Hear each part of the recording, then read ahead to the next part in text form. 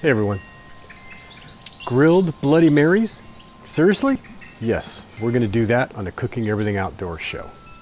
On the grill, man.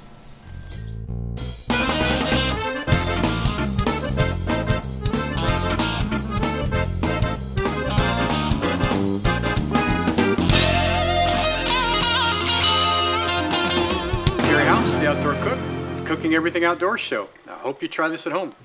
Now, before we get started grilling, I want to show you my setup that I have here. Now, this is a bull bison grill. It's a charcoal grill.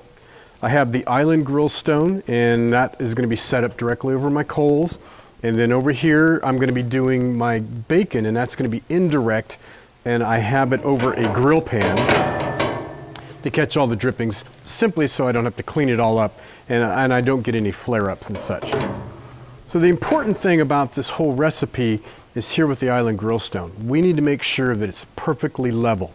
And don't be afraid to take out a level and just check it to make sure that it's level going in all directions. And I simply shimmed it is what I did. I took my grates and I put a little strip of aluminum foil down here and I shimmed it up as close as I could. Then I took the grill stone and I stuck some foil under the corners and I shimmed those up to get it perfectly flat. And I'll show you why we need to do that later. So grilled Bloody Marys. Basically what that entitles is we're going to grill our tomatoes. And I have a couple different tomatoes. I have some vine ripe, they call them greenhouse tomatoes, just an average tomato. And then I have some Roma tomatoes because they're nice and fleshy. And I have some ancho peppers. Now we're putting these on the grill. We're going to roast the skins and add a little flavor to these. And to balance everything out, of course, we're going to need a few extra goodies. I'm going to add a little bit of the sun-dried tomato ketchup. This is a really robust, deep flavored ketchup, not a lot of sweet in it. We'll have some black coarse pepper, some sea salt, several limes as needed, some Worcestershire sauce. I have here a Cholula hot sauce. This is the chili lime. We'll have some dashes of that in there. Celery salt. Hot stuff, some pico de gallo powder, some seasoning powder. Hot, but very, very flavorful. And then vodka. And frankly, I think this is whatever flavor you like it to be. I'm not a vodka expert, but this looked really good, so I thought I'd try this. And then, of course, we'll decorate it with a little bit of a celery stick just to make it nice. Now, you're not going to believe this, but I'm not going to use a blender. No way, no how. We're cooking outdoors. Not going to plug anything in to do this, but we got to get them on the grill. And that's going to be the step we have to do before we can prepare our Bloody Marys.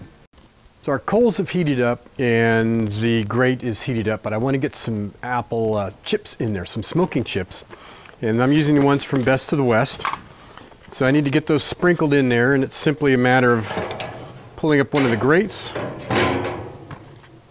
and taking these are going to be dry wood chips.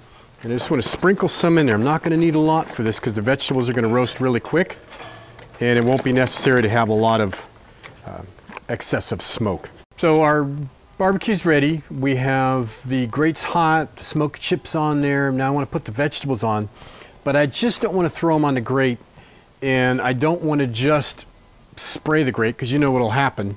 I'm going to use some Grill Magic from Best of the West here, and all I want to do is coat my vegetables really lightly so that they have a little bit of oil on them, and this is going to help prevent them from sticking to the grate. The tomatoes are going to roast really, really quick. They blister very, very fast.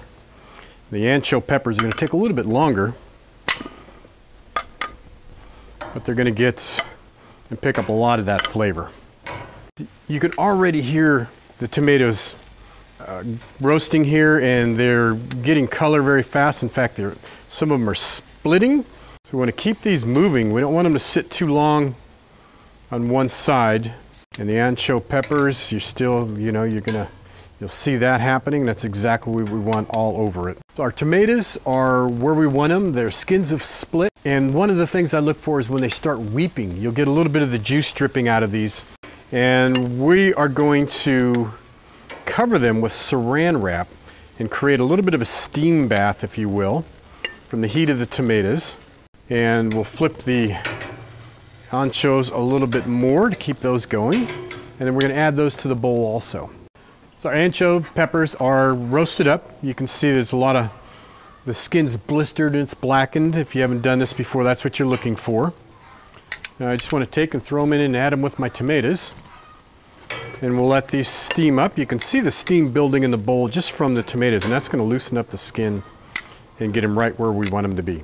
So our tomatoes and ancho peppers have been sitting and steaming, but most of the time if you've roasted them properly, this skin will just peel right off very easily. And the tomatoes are the same.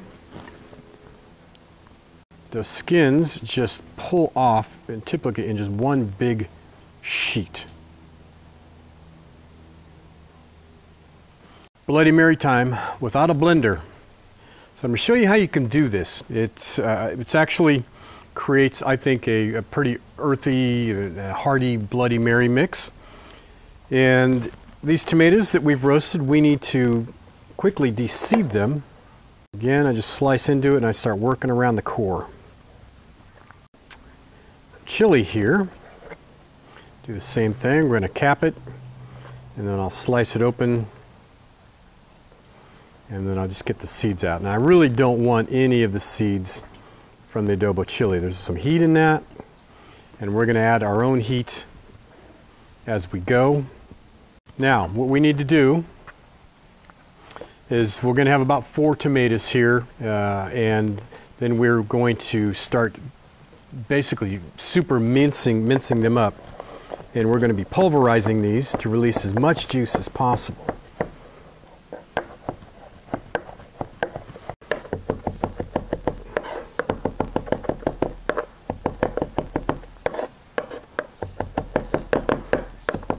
Okay, close enough for a card game, I think. And get that in there. Every bit of these juices. And so, here I have all the pulp. And you can see there's a lot of tomato juice in there on the bottom. But there's a lot more in this pulp. And we're going to start working this out so I can extract every last ounce of juice there is there. So let's start making our Bloody Mary mix. Now, this is the juice that we've extracted. Now, I want to take a little bit of the pith here. I'm going to call it the pith. I have no bloody idea what it's called. But there's about 2 tablespoons there. I want to add it back into the mix. So our Worcestershire sauce, probably 3-4 dashes there. Our Cholula, lime, actually chili lime. Again, this is going to add some heat, probably about 5 or 6 dashes. Some black pepper. So this is our pico de gallo, pico de gallo. Did I say that right? Who knows? Powder, and it's really hot, but it's got a lot of flavor. Some celery salt. I'm going to say about a 1/4 teaspoon of that also. This is our sun-dried tomato ketchup. This is going to add some thickness to the drink. And then fresh lime. So I'm going to squeeze several of these in there.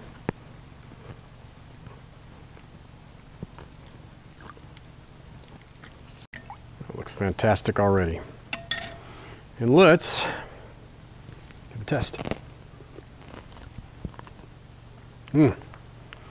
How much vodka? 1.5, 2 ounces, 6 ounces, 10 ounces. I think it's a matter of personal inebriation level that you prefer. But I would have to say that's pretty darn good of where we want it to be. And a little decoration.